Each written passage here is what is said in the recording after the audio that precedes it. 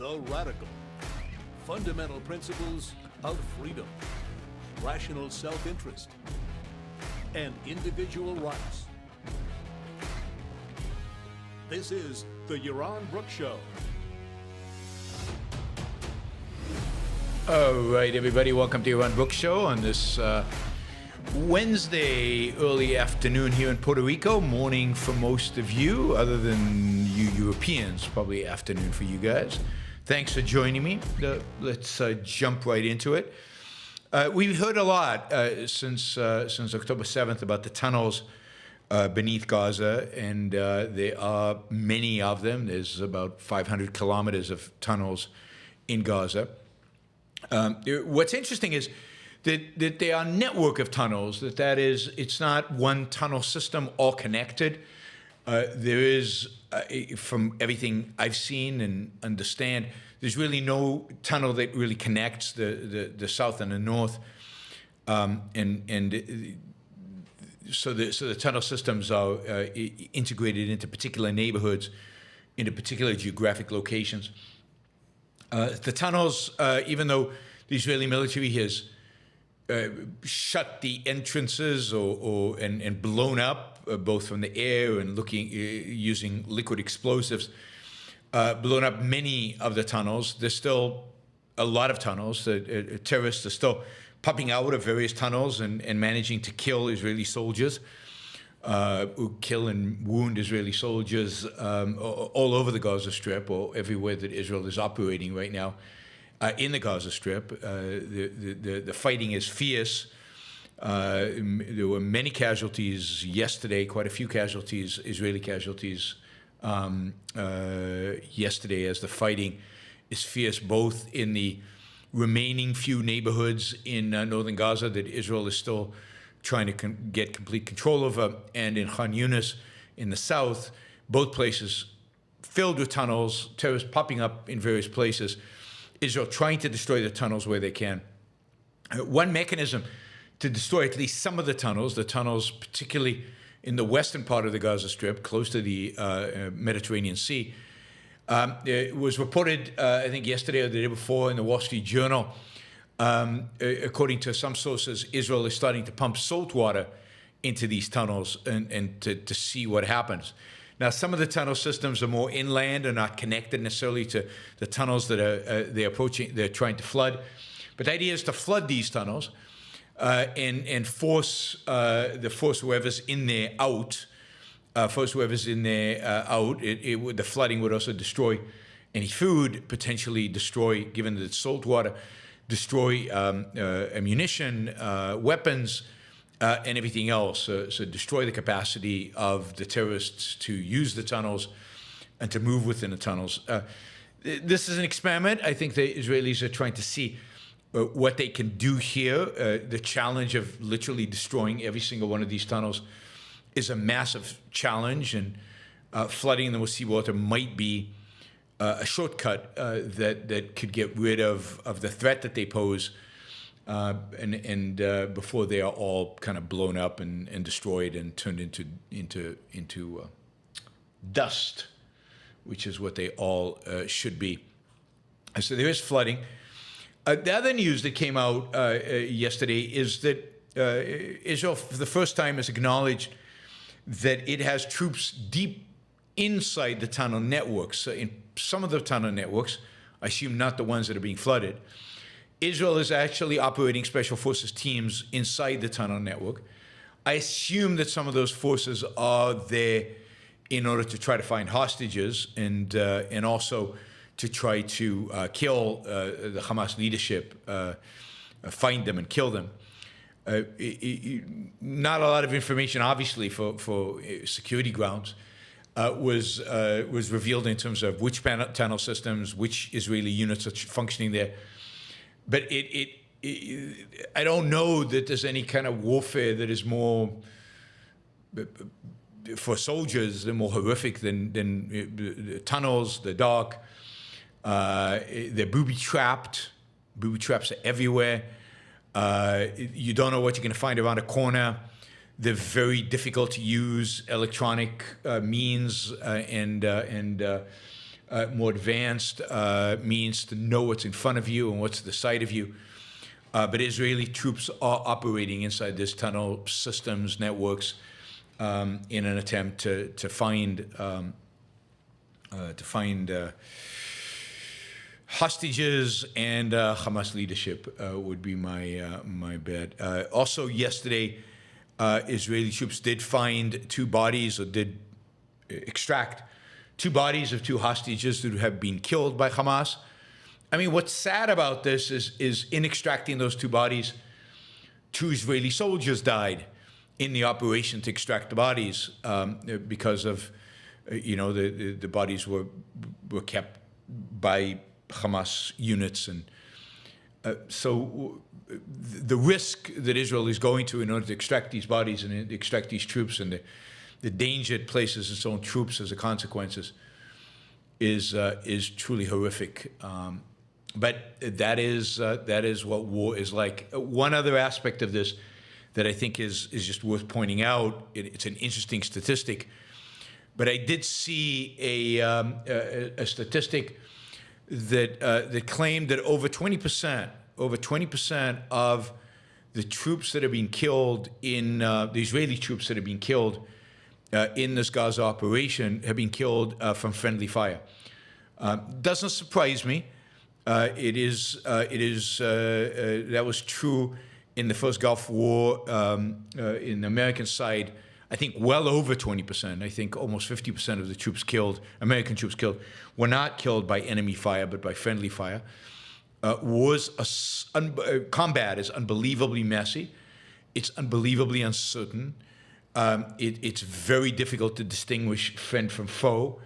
It's very difficult in the fog of war, literally, the fog, the low visibility of war, to tell sometimes who you're firing at. And one of the great tragedies of war is that many of the people who die of friendly fire, and in this case, over 20% of Israelis' casualties were a consequence of friendly fire. All right. Quick update from one of the universities, Rutgers University, a major U.S. university in New Jersey. When after October 9th, Rutgers, October 7th, sorry, Rutgers, many U.S. universities, experienced massive protests for Hamas in favor of the Palestinians. And the campus is facing ongoing, growing tensions. And the university did not respond, like many of the other universities. It did not respond strongly and powerfully with moral certainty when these demonstrations were happening in the aftermath of October 7th. It didn't respond to the events of October 7th themselves very harshly. This came under a huge amount of criticism from certain faculty members and several influential members of the business community, donors, I assume, particularly to the Rutgers Business School and the Rutgers Center for Real Estate.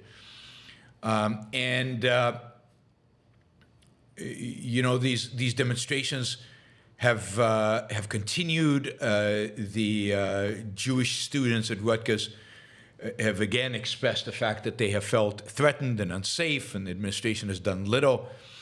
But they have come under a lot of pressure, like in many other universities, and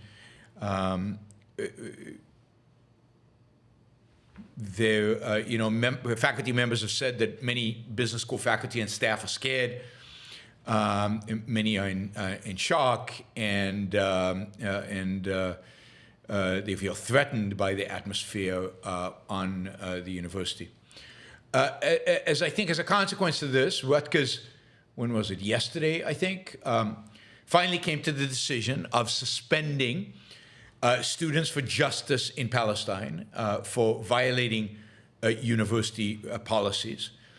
The chapter has 2 days to appeal this. They are suspended for an indefinite amount of time. It's not clear for how long. They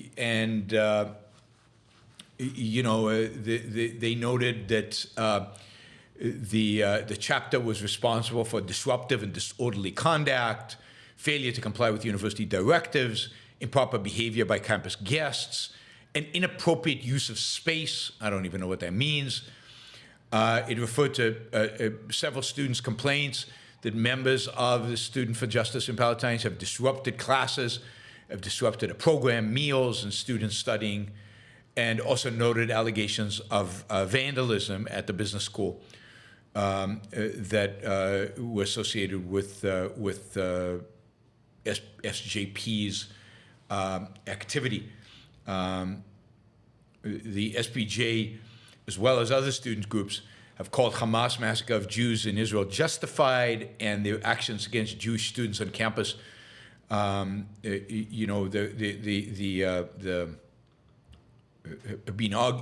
moved beyond. This is what the administration is saying, beyond microaggressions, right? Whatever the hell that means. Several other universities have done the same thing. Brandeis University, George Washington University, Columbia University have also suspended certain, anti-Zionist and anti-Jewish groups out there. It's going to be interesting to see when they allow them back in, under what terms, how this plays out. Is there going to be a backlash against this? But some universities seem to be acting, whether there's consistency, whether there's a vision, whether there's any kind of insight into what exactly, what exactly should the university be doing, and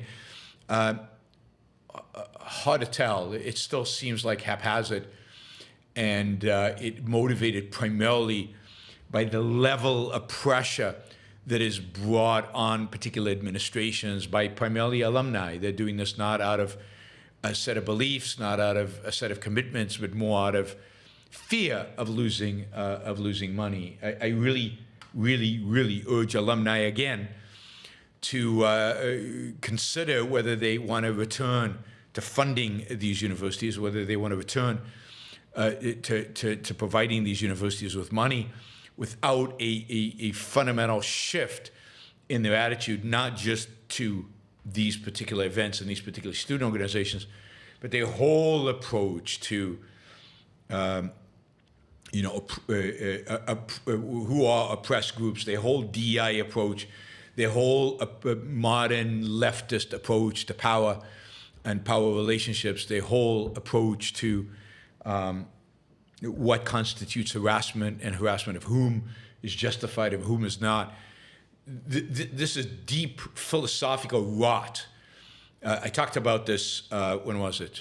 Yesterday. Yesterday, when I talked about what's going on at the universities. This is deep philosophical rot.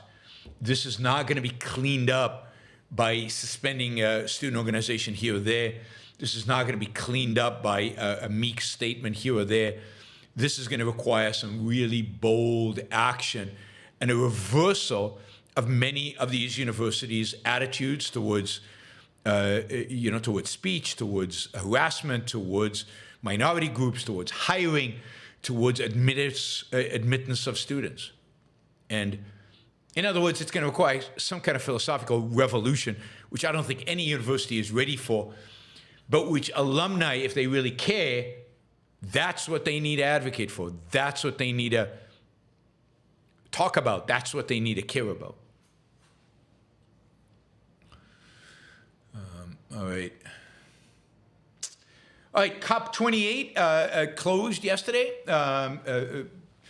in Dubai, an oil country that only exists, a city that only exists on the map, that is only legitimacy in the world is the wealth that it's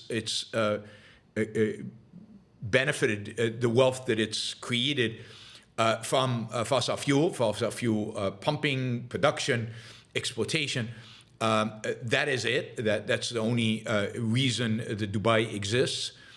Anyway, Cop28 is a UN-sponsored summit, and finally came to an agreement about whether this fossil fuel that has made the UAE and Dubai and Saudi Arabia and all these countries that were, in a sense, hosting this event rich, and will continue to do so, and they want to continue,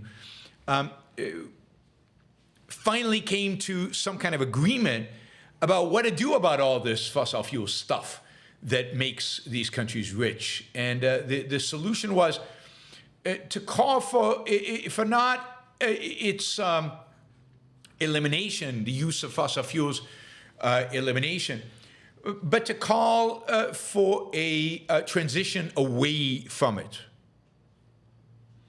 which is something, it turns out, all producing states were willing to sign off on, right? That the direction is less fossil fuel use. Now, what that actually means is less efficient energy. What that actually means is more poverty in the world. What that actually means is more susceptibility to climate issues because one has less energy to combat them through air conditioning, heating, building buildings that can withstand, weather and so on. It means that poor countries will not be able to advance quite as fast. But it's the kind of wishy-washy language that it doesn't really commit anybody to too much. And, nobody's going to really stand by it. And it's not like the UAE and the Saudi Arabians are going to stop pumping less oil, although, as we talked about, Saudi Arabia is pumping less oil out right now, but not because of any climate change issues, but more with an attempt to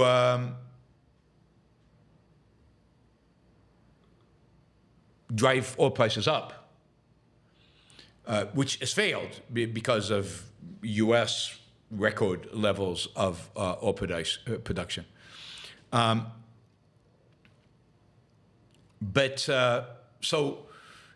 We've got a compromise, and everybody left happy, except, of course, the radical or the extremist environmentalists who are upset because they want to eliminate fossil fuel tomorrow. They want us all to live in the caves. They want us all to basically die out.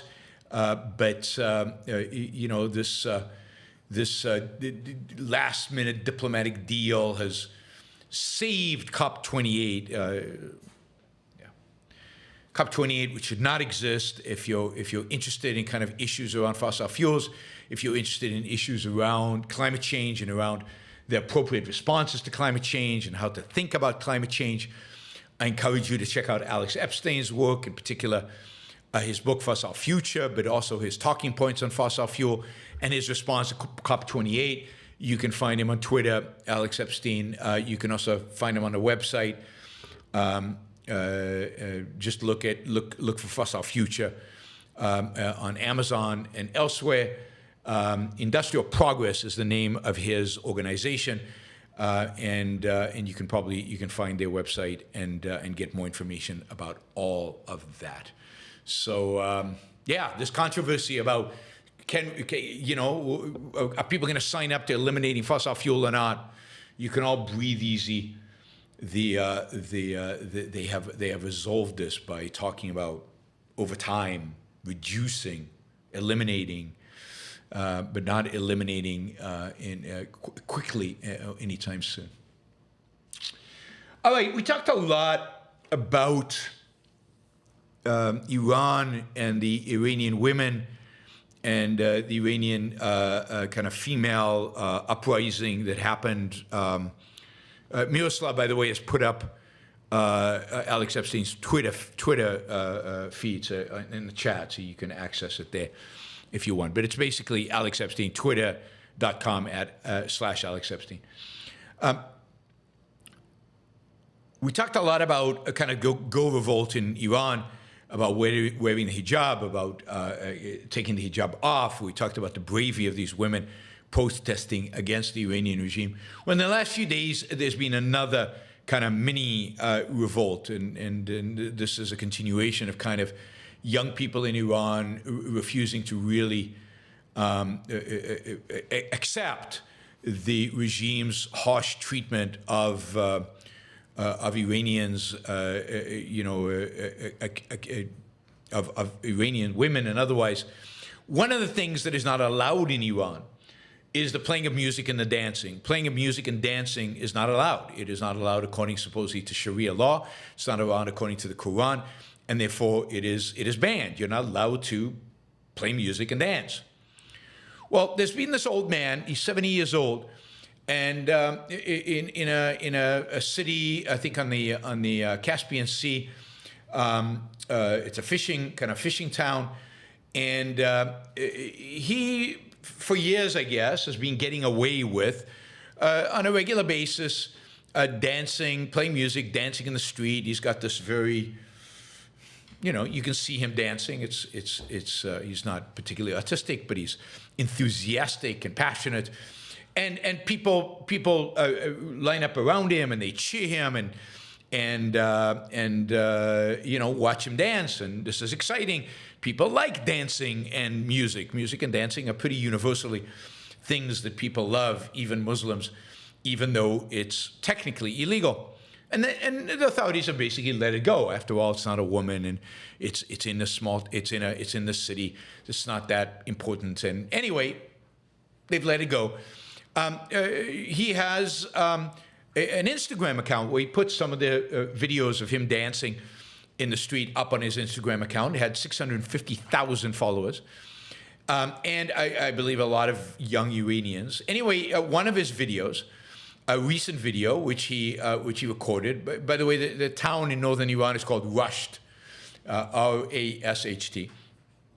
Anyway, he put up this video, and the video went viral, and people got excited, and the city decided to enforce the laws against dancing.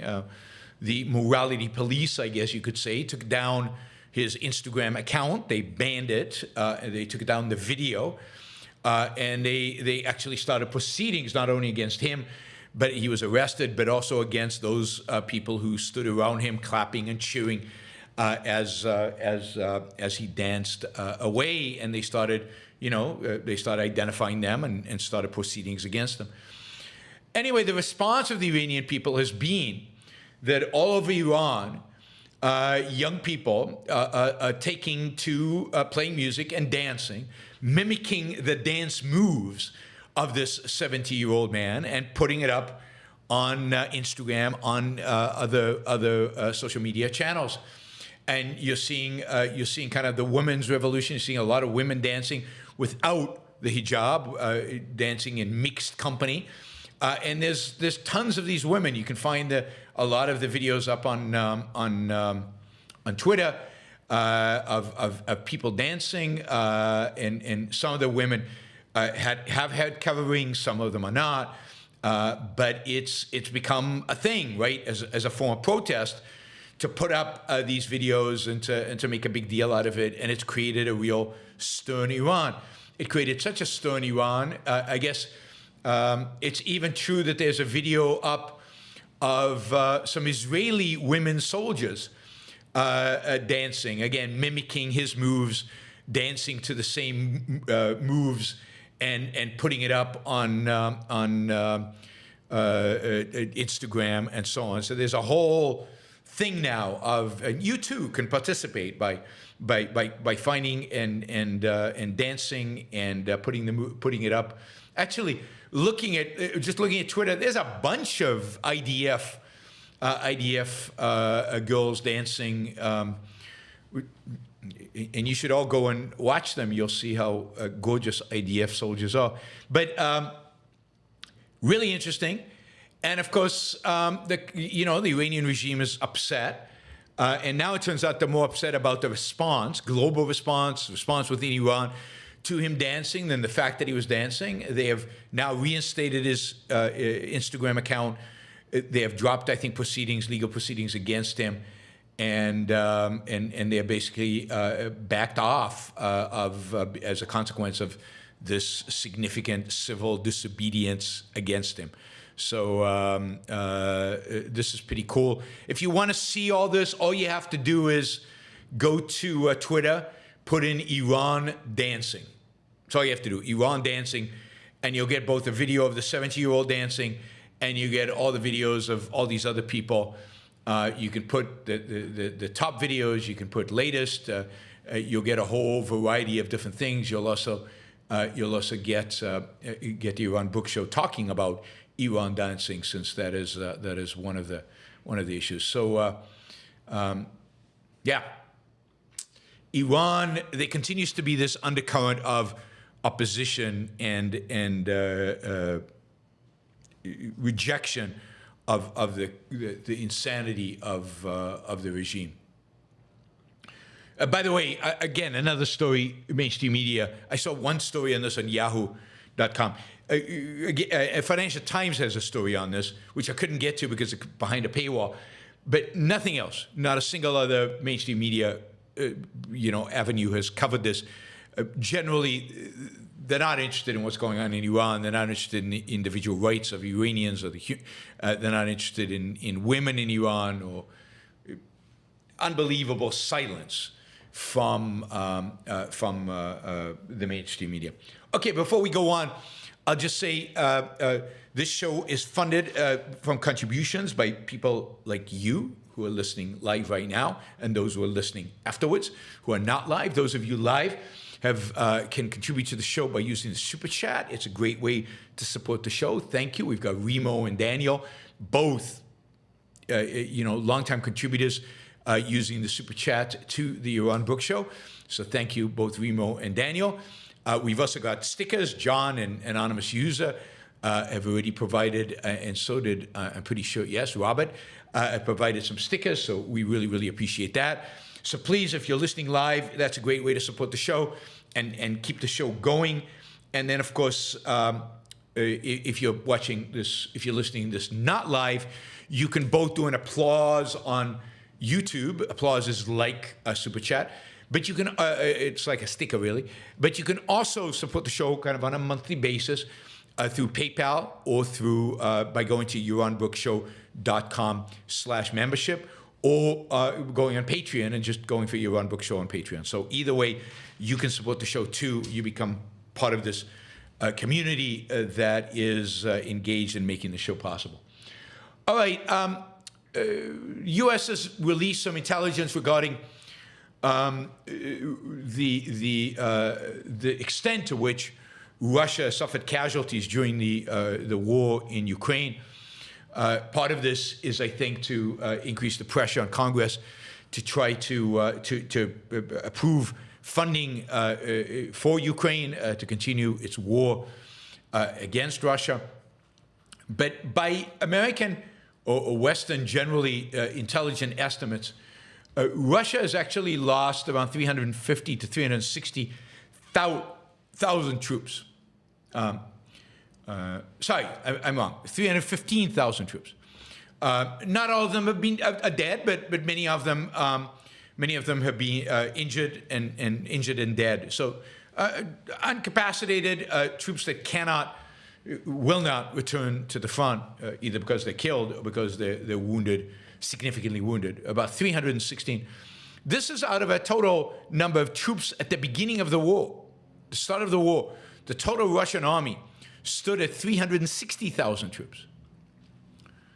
So we're talking about close to 90% of the standing army that Russia had is dead. Now, it's not those troops necessarily that have died, because since then they have enlisted lots of other troops, and they've also brought in convicts from the prison system, all kinds of new recruits. But the total of 315,000 matches almost the size of the army at the beginning of the war. This has been a devastating war for the Russians. Now, of course, we don't have numbers for Ukraine. Those are not being reported. And of course, as part of this, we should also point out that right now the Russian army stands at something like 450,000.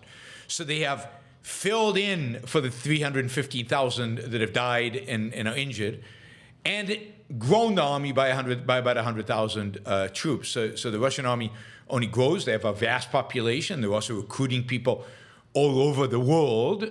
You've heard me talk about Cuba and I think Nepal, and so they're constantly recruiting people. Some other statistics. At the start of the war, Russia had 3,500 tanks. It lost 2,200. 2,200. They are now having to use old T-62s and T-55 tanks that they have to pull out from the warehouses that haven't been used in years. These are ridiculously old tanks. Russia today has lost many of its special forces unit, many of its marine forces, many of its best trained, best soldiers that started this war have been killed. And that's true. A lot of the ones that have been killed, particularly in Bakhmut, and more recently, are some of these reservists that they just throw in as cannon fodder. Russia has basically taken the stance, I'd say, in the last few months, of doing everything it can to drag out this war. Not to win it, because they can't, but to drag out this war so that Ukraine will lose support from the West. So they're basically treating their soldiers as cannon fodder.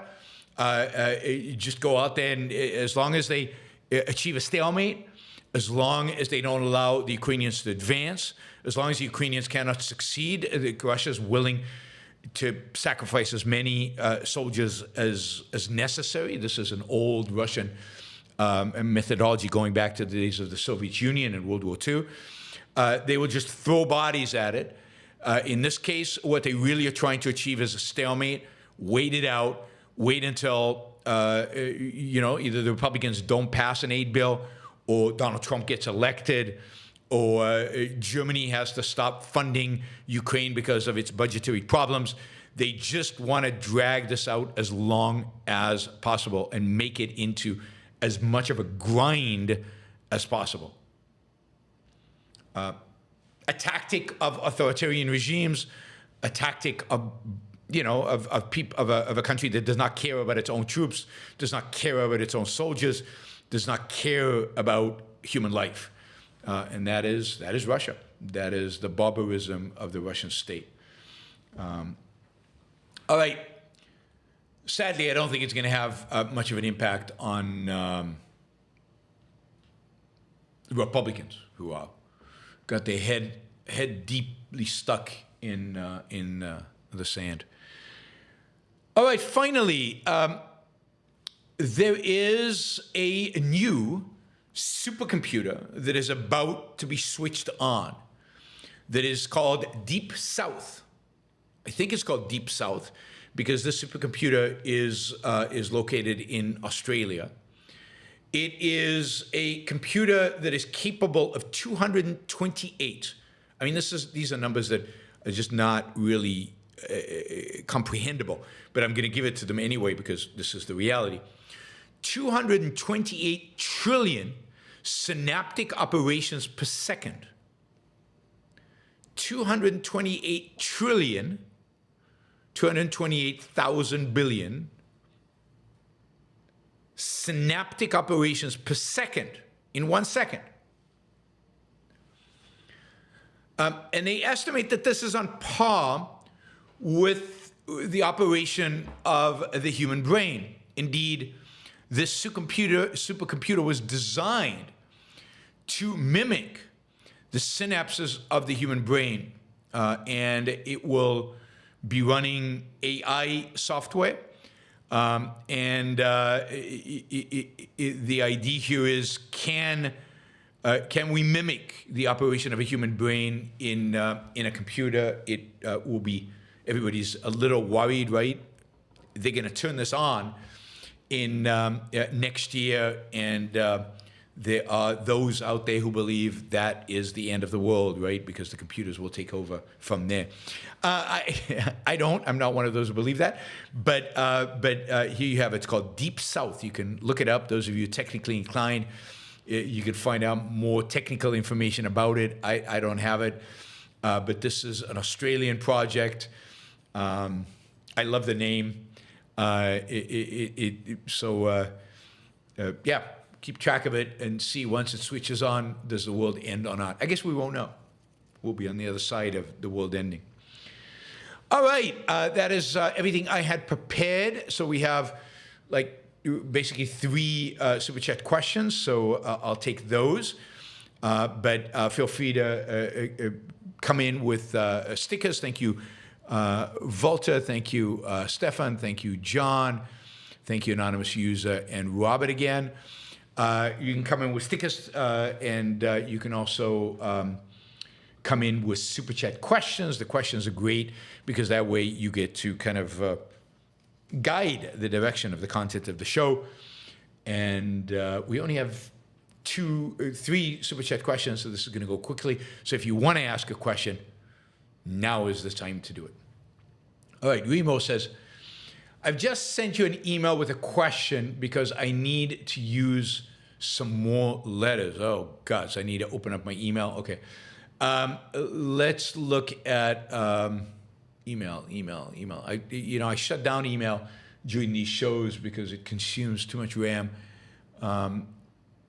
So I shut down anything I'm not actually using. Let's see, where's Remo?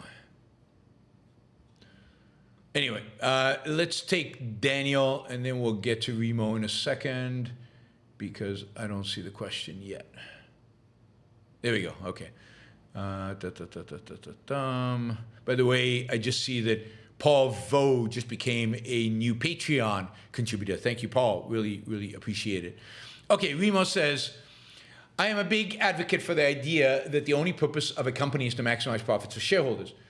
I am viciously opposed to stakeholder theory, ESG, etc. But there is one sector that makes me sometimes doubt it, and that is the news. When you look at mainstream media, CNN, Fox News, etc., and non-mainstream media, the Daily Wire, Rubin Report, etc., it seems that the way to maximize profit is to feed your base the bias it wants to hear, thoughts. Yes, but you really, you can't think about maximizing profits independent of, what is your business, right? I think the first thing that business has to do, a company needs to do, is live up to the business that it is in, live up to what kind of business it has.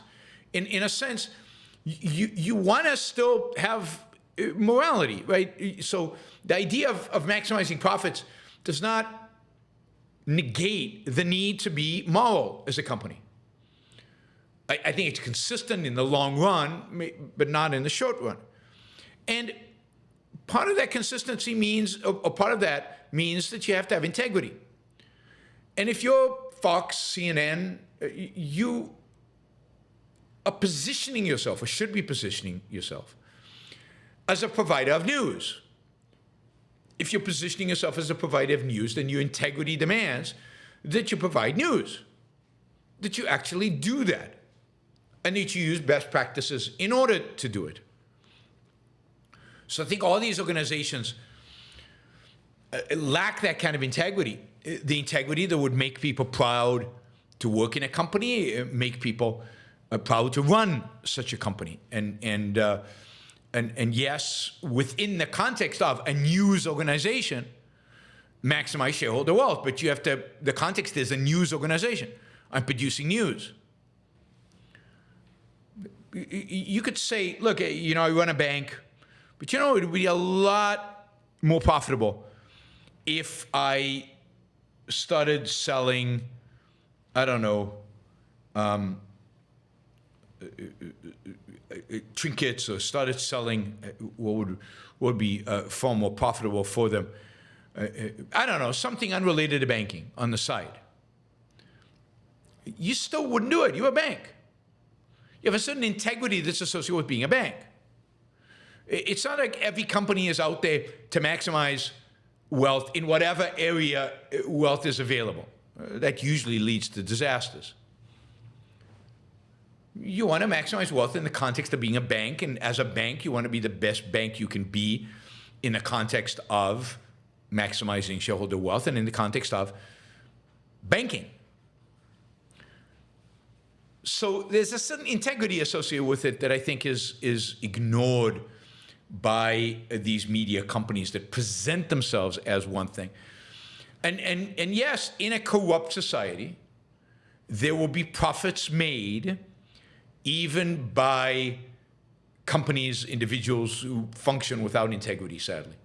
I mean, in an irrational economy, there might be a lot of money made selling, cocaine and heroin and drugs like that. Should therefore a company start should the company start selling cocaine and heroin because it's more profitable? The bank I talked about before. No, so it's the context of the function and the context of morality.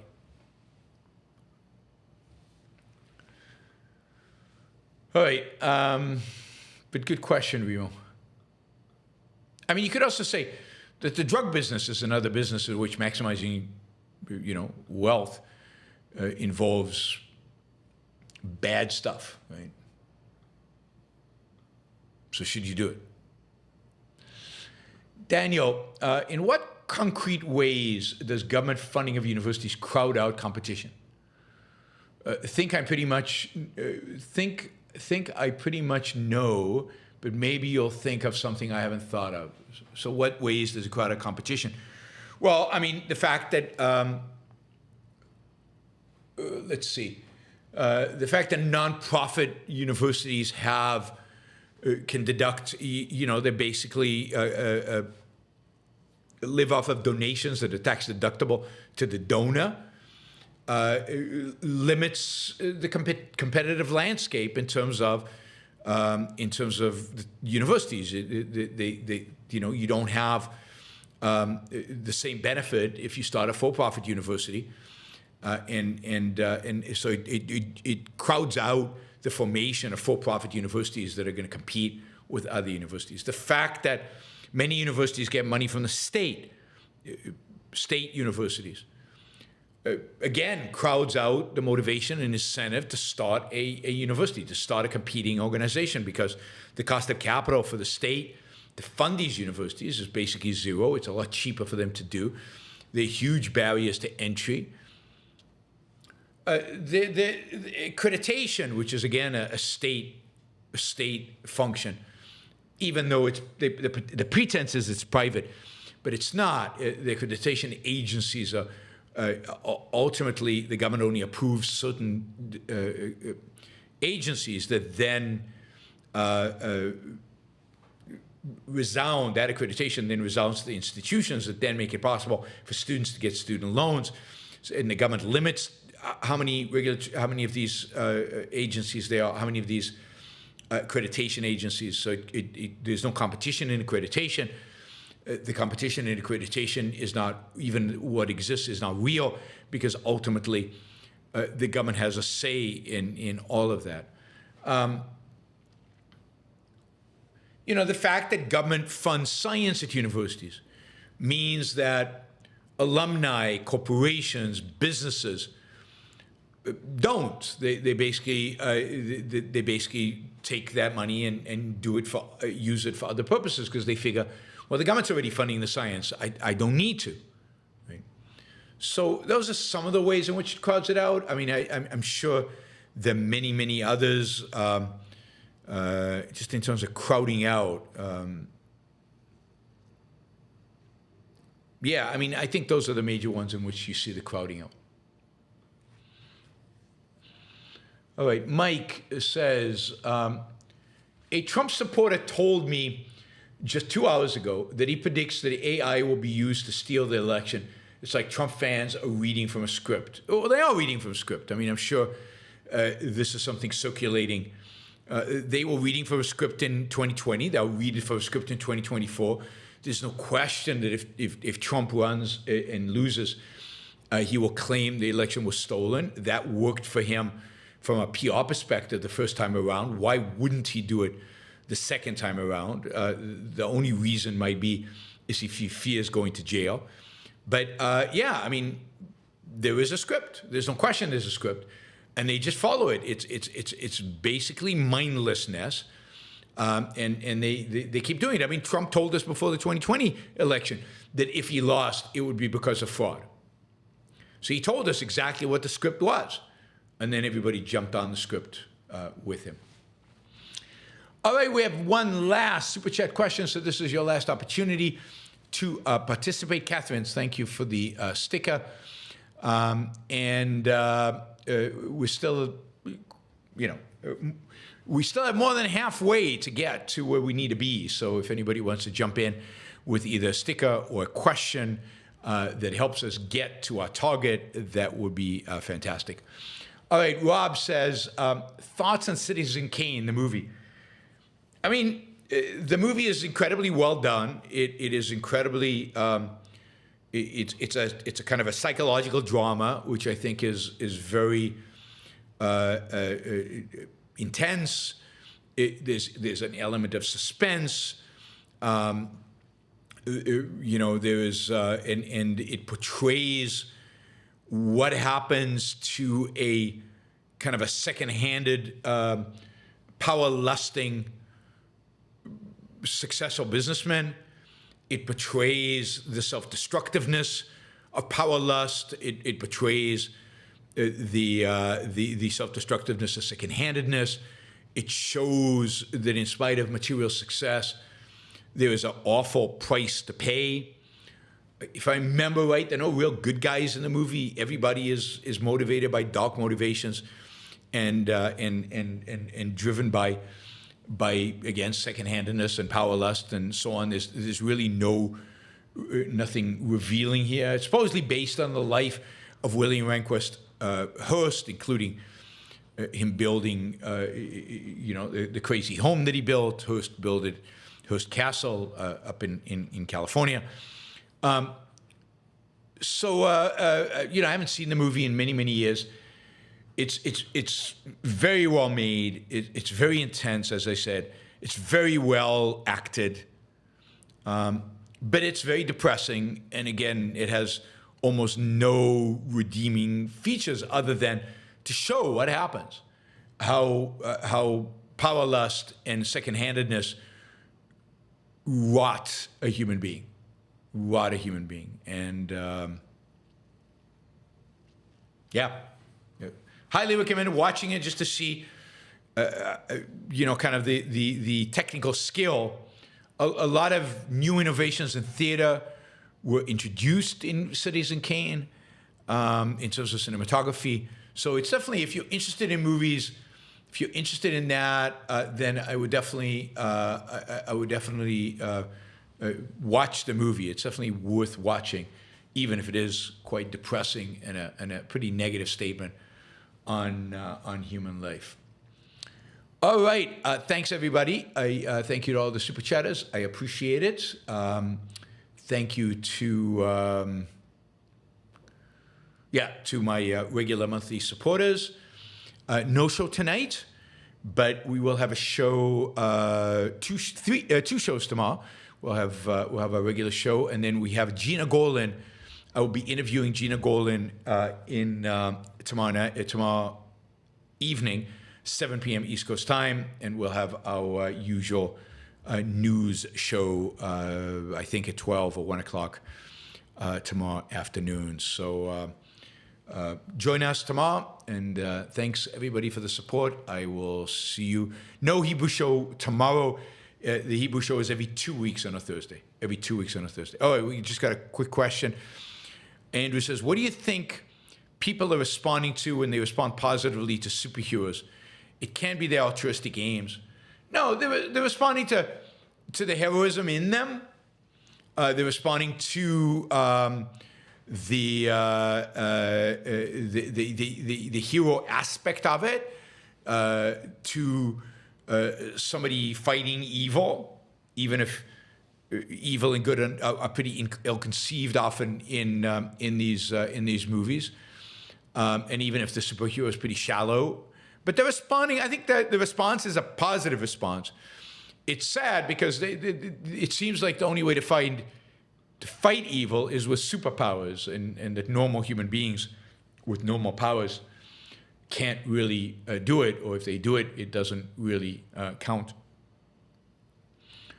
Richard says, are you going to have a longer show tomorrow? Not tomorrow.